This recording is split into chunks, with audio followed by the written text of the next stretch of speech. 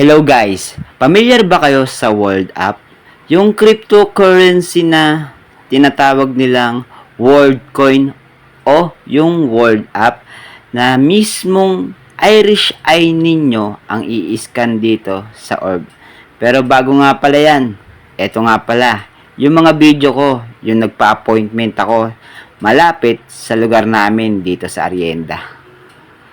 Yan, bali nandito tayo sa Kai Record sa Arienda Cover Court para dito sa World Cup. Daming pila. Mahaba. Bali appointment natin ngayong araw.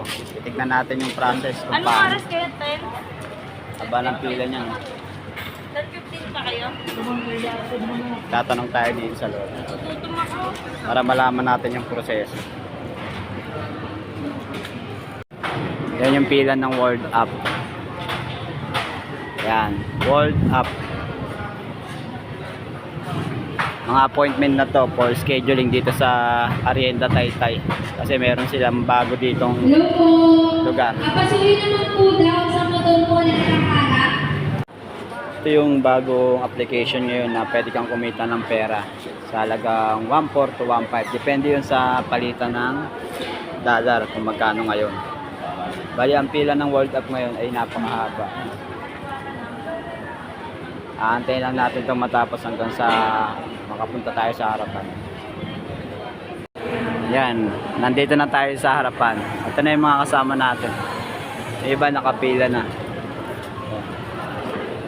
Ito yung World Up cryptocurrency.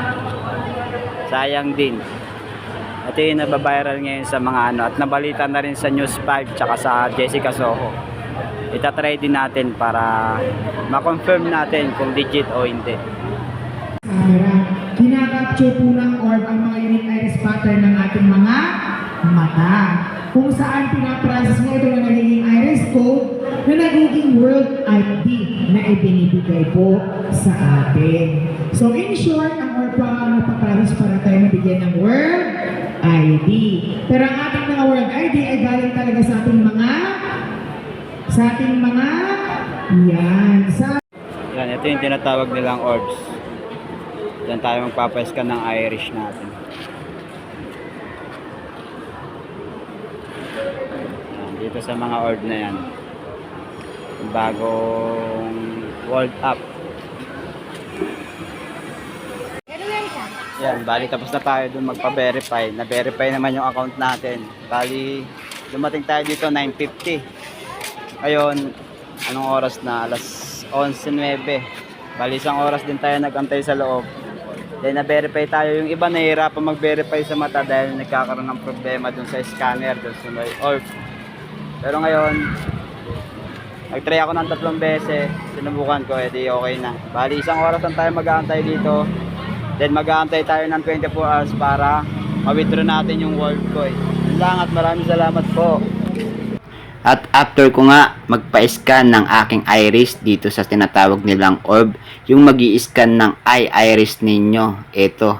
24 hours nag-antay ako, nag-notify na sa akin si World Up. At syempre, ito na yung makiklaim ko sa cryptocurrency. Ngayon, aalamin ko pa yan kung paano ko siya makiklaim dahil wala pa akong idea kung paano ko to itatransfer via GCash.